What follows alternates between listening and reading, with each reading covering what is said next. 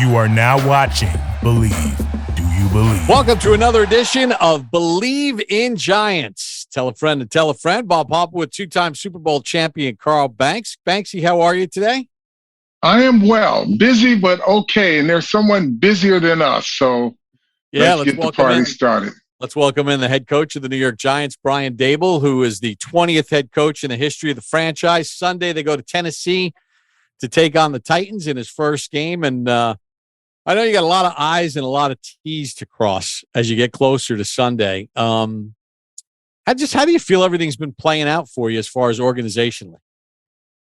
Yeah, well, in terms of this week, we've had a good week. We've had a couple good days of practice, some good walkthroughs.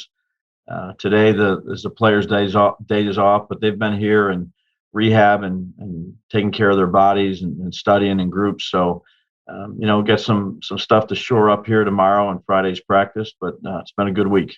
Educate us on because normally Monday or Tuesday players get a day off. For this week, how'd you come up with this schedule? Well, it's a schedule that the Bills have used the last few years, and the players really liked it. They felt they were fresh. I thought it'd be a good thing to carry over here, and there's been good reviews in terms of the players today. Get some extra town time, taking care of their bodies a little bit more, massages, acupuncture, stretching, all those type of things that help a player's body. Coach, as you prepare for this game, and you obviously everything that you've done to some degree has pointed towards the opening game of the season, did you sprinkle in any concepts that you would be seeing from the Titans throughout the OTAs, mini camps, and training camp? No, we really focused on our stuff, Banks. Defensively, offensively, it's tough. You're in the new systems. You want to make sure you really focus on yourself and taking care of your fundamentals, executing your techniques. And again, I know we've been going against offensively a defense that's rather unique, but we've gotten good work in, and I always think the first game you can overdo things. And all I ask the coaches to do is, look, we're not going to sit up here and put a bunch of new plays in that we haven't worked in spring and in training camp, because I don't think that's fair to do to the players early on. I want them to know what to do, play fast, go out there confident, and that's what we're going to try to do. Hey, Coach, on Sunday, you're going against Mike Vrabel and the Tennessee Titans. Now, you're a young coach on the Patriots staff. You have aspirations and dreams. Hey, one day I'm going to get a chance to be a head coach. Vrabel's a player on the damn team. Yeah. Did you think that, even being around him, that, this guy could be a future outstanding head coach, which he's become? Yeah. It's not surprising. He was such a smart player. He was always kind of one step ahead of everybody in terms of recognizing things that the offense was doing. He was a great communicator, a great leader. There was, a lot of great players on those teams that I was fortunate to be part of, particularly on the defensive side of the ball. When you look at Ty Law and Bruschi and Pfeiffer and, the list goes on, McGinnis, Seymour, Wilford. There was a lot of good players, but the thing that stood out about Vrabel is, whenever coach asked questions in the meetings or you're on a practice field, Vrabel was always the first one, popping off and knew the answer. Coach, as you look forward to Sunday, there are characteristics that a lot of teams have, and you talk about Vrabel. Do this team reflect his toughness on the field, like the way they play? Is it kind of a reflection of how they're coached and the coach's mentality? Yeah, I would say so. Vrabel was a tough player. He had a tough mindset. He was mentally tough. He was physically tough, and that shows in his team, really in all three areas of how they play the game. They're physical at the line of scrimmage on both sides. They cover kicks well. They can run the ball. They can stop the run. It's a really good team, and it's a really tough team. So when you go through your checklist, Coach, and I'm going to just kind of jump ahead to the game, and there are certain things that you do on your checklist. You talk to your players, you talk to your coaches, and some of those things are minimize penalties, right? Play smart, play hard, play tough. Field position is always a key tenet to all coaches. And then there's this thing called time of possession. And that's important. And correct me if I'm wrong, in a game like this, against a guy like Henry, who, as the game goes on, he gets stronger and stronger. Is it safe to say, in terms of complementary football, that a good offense will help your defense, meaning time of possession? Yeah, well, I think scoring would help the most. Going on there and finishing drives and putting it in the end zone. But, Vrabel's been there a long time, and that's certainly been something when they control the time of possession, they usually come out with the win. Our focus is really going to be playing with, executing our assignments, Carl. And if we can go down there and, put some points on the board and, stop them, that's going to be the biggest thing, and control field position. Time of possession is important, but I would say that, again, the two biggest ones, which is a job of a defense to stop them and the job of an offense is to score. That's what we're going to try to do our best at. Speaking of the offense, Coach, Daniel Jones has talked about, the rough parts about the beginning of trying to learn another new offense and how things have kind of smooth over. As you've had a chance to work with him now through the spring and the summer and you get ready for the start of the season, what are some of the things that have most impressed you about him leading into the season? I'd say, one, he's talented. He's big, he's got a good arm, he's accurate, he's athletic. Two is he's a very consistent person. And I think that's important, playing that spot and coaching in this league is there's going to be ups and downs, whether that's from a practice to a practice in training camp, whether that's from a game to a game. I think in order to be a good leader and a good player in this league, you got to be able to, have some awareness about yourself in terms of not getting too high or too low. And he really does a good job with that. And then the third thing I'd say is he's a good leader. I think his players, the players on the team really respect him. He has a lot of votes for captain. I think they appreciate the way he goes about his business, and he's smart. He helps the other players out in the huddle on the offensive side of the ball, and he's got a good relationship with the defensive guys. Coach, in talking about the quarterback, is it important that they play fearless, meaning not afraid to make mistakes? I know you talk about when you dealt with Josh in Buffalo, one of the biggest things you said, don't dwell on the mistake. Let's just keep moving forward and be fearless about the way you play the game. Yeah, I aggressive, not reckless. Mm-hmm. You have to trust in your preparation.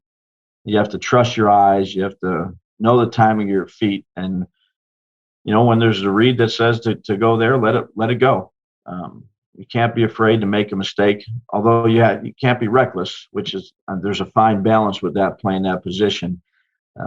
Make the right decision is what we preach to Daniel, whether that's a 60-yard pass or taking a sack. Being really good and understanding the situation. But again, I think you have to have that mindset when you're playing that position, at least the good ones that I've been around.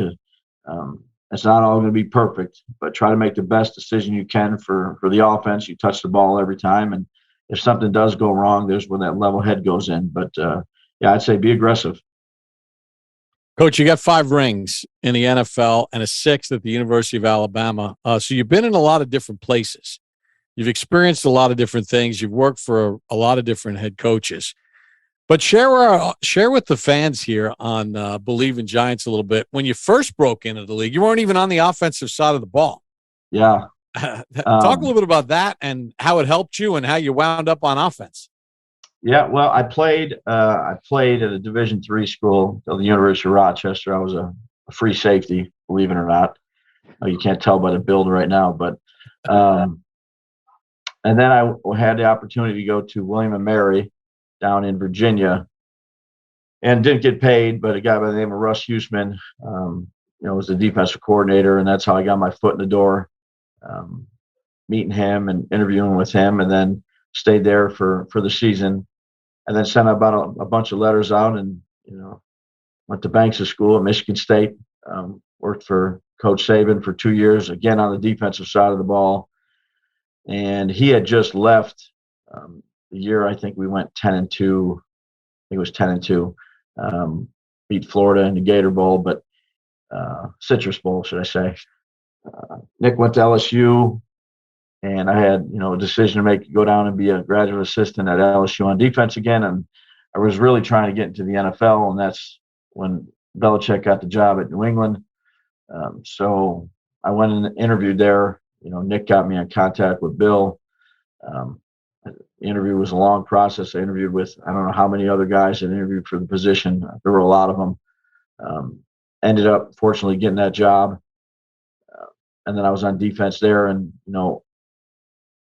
Nick and Bill had worked together. Nick was Bill's defensive coordinator. So there was some similarities with being a graduate assistant for Nick and the playbook and the things that, they did there at Spartyville. Stayed there, did that for a year, and then did it again for another year. Got a chance to work with the safeties a little bit more than just, breaking down film and things like that. And, there was try to do the best job I could. There was a coach on our staff beginning of that season. God rest his soul. He was here too. Dick Rabine was a quarterback coach, and he passed away during camp. So we never hired another coach on the offensive side of the ball. And at the end of that year, after the Super Bowl, there was a spot that was going to be created, receivers, and Ivan Fears was going to move the running backs, and Bill promoted me. So there was a lot to learn. Charlie Weiss really helped me out a lot with learning the offense that we ran there, and Ivan Fears, who was running back coach, Dante Scarnacchi, an offensive line coach. Just as a young coach that was on defense for 5 years and trying to learn the system and learn techniques of receivers. I'd say the other guys that helped me were the veteran receivers. Troy Brown, who's there right now, that works with the receivers, and David Patton, who, God rest his soul, passed away in a motorcycle accident this past summer. Great friends of mine. But they were, you can learn a lot from players. There's it's a business that's full of egos. And I think that, you just take a step back and you can learn from a lot of different people, a lot of different things. And, I'm thankful every day for those veterans of Troy Brown and David Patton, along with the offensive staff at New England and obviously Coach Belichick, who gave me that opportunity, to have my first chance of coaching a position. Coach, as the league has evolved, what has shaped your offensive philosophy? Because you've been a part of, some pretty dynamic offenses, not only at New England, but when you were calling the plays yourself, being a safety, being on the defensive end, obviously you knew some of the fault lines in defense in the way that the league is set up now to play. But were there any other influences in your style of philosophy? Yeah, it's a great question. As a young coach, you kind of learn one way to do it. And, I thought, offense that we ran at New England for all those years was so conducive to Tom and the rest of the players. And Charlie did such a good job. And, it is a pretty expansive playbook. So then I went, and when I became a coordinator, I kind of just used that offense, if you will. And things that I've learned in the past is you really got to do a good job of trying to adjust to the players. So every year I try to tinker with different things, but I'd say the one interesting place that I went was Alabama, and got to coach there for a year and really learn a lot about some different aspects of the games that weren't really prevalent in the NFL during the time I was in there. And I think that's just the way football is going. 20 years ago, 15 years ago, heck, when you played, you're not running the quarterback a whole bunch. But I think there's different ways. You got to be smart about it. But the RPO game, the quarterback run game, if your quarterback can do it, and if you can't do it, then you don't do it. But that just adds another element. So when I got to Buffalo and we had drafted Josh, this offense, I just didn't take an offense and put it together. I had all these places that I've been. It was a work in progress. The first year, Josh played, I think, 11 games, something like that. But, we grew comfortable with each other on the field, giving them the play, but also off the field.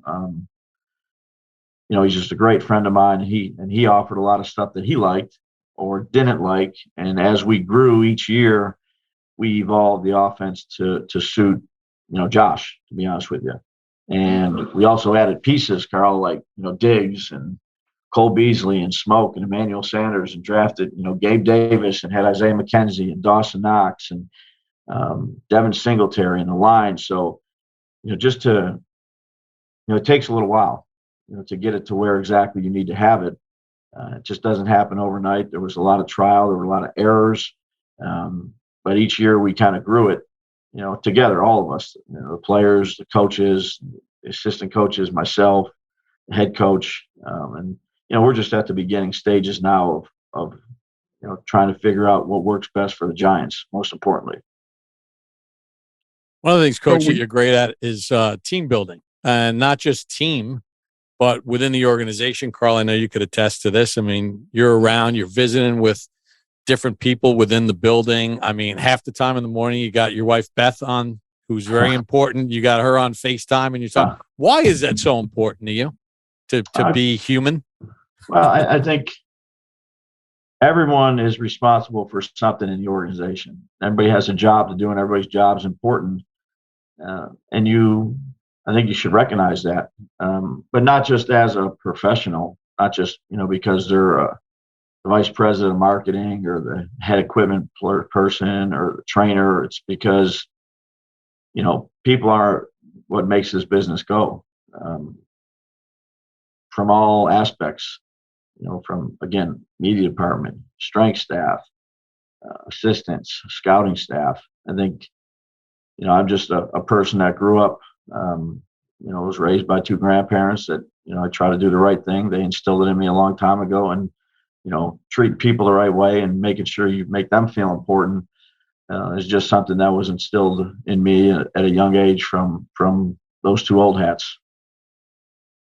And Coach, when you talk about making people feel human, and there's a trust element to that.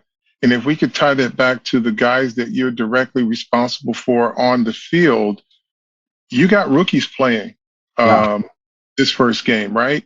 Yep. Can you talk about the element of trust and maturity that a guy like Evan Neal or Rondell Robinson has, that, number one, the reciprocal trust, and the fact that you feel so comfortable that it's not necessarily a necessity, because if they're not ready to go, you're not going to put them in. But you got, those two guys are going to be major parts of your career moving forward, God willing. Yeah, I think that really starts back with the process of evaluating these players. And it starts with Joe and the scouting staff of getting the information that they get when they initially start to look at these players, and making sure they have the right, DNA, so to speak, for our Giant culture. And, then they give the information to the coaches, and you go through that whole process that takes a while, from, February at the combine, and March and April, and the Zoom calls that you have with them, and you try to dig deep and figure out, what makes those players tick, both as players and as people, and make sure they're the right kind of people that you want to have in the organization. And, I credit Joe and the scouting staff for all the work that they did leading up to the draft, and then the selections of the draft. When you have good young players that have talent, but also have the right mindset, that are, I'd say mature beyond their years, if you will, they're going to have some hiccups here and there. We're all going to have them, starting with me, probably most, but they're the right kind of people that come to work every day, that love the game of football, that treat people the right way, that love to practice, that just have, the right DNA for what we're trying to do. And I intentionally didn't mention Kayvon Thibodeau, because I think there's another set of pressures, if you will, of a guy like him because he's coming into a place. He's a highly touted draft choice. Have there been conversations on the expectations of him having to manage being the top player in the draft, being looked at as, the cornerstone of this defense? Have you guys had any conversations on how he should approach that, or has taken it off? He's really come in just like all the other guys. We did all our work on Wandell, Evan, Kayvon, and they've been really good, just off the field, how they are in the meeting rooms, how they are with Ashley Lynn in the rookie meetings. Again, I think they've leaned on some of the veteran guys, Dexter and Leo and Shep, and Saquon and Daniel, and they've done a good job of really just keeping their head down and trying to get better. And Kayvon's a very humble person in this building, and he knows he's got a lot to learn. I'm sure he knows he has talent. I mean, everybody can see he has talent, but he knows that talent alone doesn't get it done in this league. And he knows he hasn't played any, he's played a little bit of a preseason. So I think his approach and how he's handling things, just like all the rookies. And again, I'll give, Ashley, she deals with those guys a lot, those rookies. Being a pro off the field and in the building really lends yourself to putting your best foot forward on the field. All right, so Coach, we know you got some time constraints here, but listen, new people come to New York and they get the celebrity VIP seats at Knick games or Ranger games. You were all in on that Rangers thing, but considering where you grew up, I mean, hockey's a passion, right? Yeah. I mean, just talk a little bit about the tie-in between that sport and maybe the sport that you're the head coach of the Giants in. Well, I have a lot of respect for those guys. Hockey players are pretty tough. I played the sport for a while growing up, and I just like watching it. And playoff hockey is great, and playoff hockey in New York was unbelievable. So just became a fan of those guys. I'm a fan of the sport, how they competed, how tough they played. It was a fun run they had there. Go ahead, Carl. I know you got one more. Oh, that's it. I don't want to take up too much more of Coach's time. So that's good. Well, I know you I know you and Carl both like to share a favorite cigar too every so often, right? We do. What's your favorite? What's your go-to? Or you're a man of many? 1964 Padron. Yeah, I'm a 1926 Padron. 26. Yeah. Now, does Coach Brian Cox just smoke whatever he can get his hands on? As big as it can go, though. He likes those big I'll tell you what. That's exactly right. All right, so Coach, in wrapping up, I'm going to go back to one more line of questioning. Sure. Non-football related. Okay. Dead or alive. They don't have to be alive. If you could invite 3 or 4 people to just sit down, have adult beverages in a private room where whatever was discussed would never get out, who would you invite? Great question. Well, right now I'd invite my 2 grandparents because they both died last year. So I'd like to sit with them after I got this job. That's a great answer. My grandfather might pound about 20 beers. My grandmother wasn't much of a drinker. So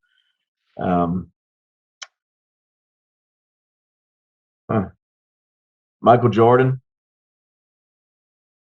Oh, that means he'd bring good cigars too. Yeah.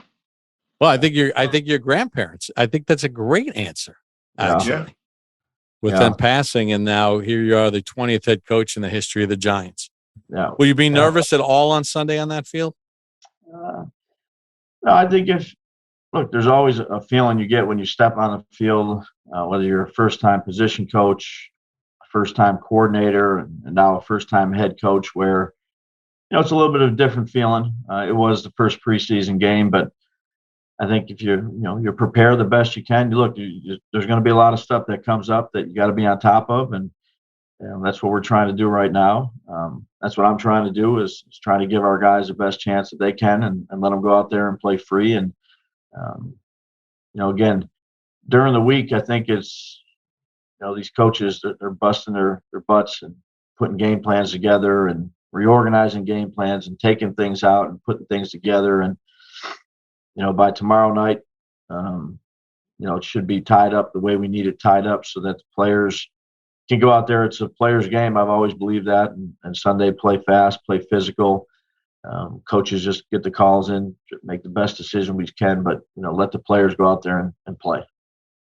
All right, Coach, you want to tell them how we end this thing, Carl? Tell a friend to tell a friend. Tell a friend to tell a friend. Tell a friend. You got it. All right, we appreciate a couple minutes, Coach. Good luck on Sunday, and thank you so much for joining us. Thanks, guys. Appreciate Thanks, you guys. Coach. That's Giants head coach Brian Daboll. Tell a friend to tell a friend. Bob Papa, Carl Banks, another edition of Believe in Giants.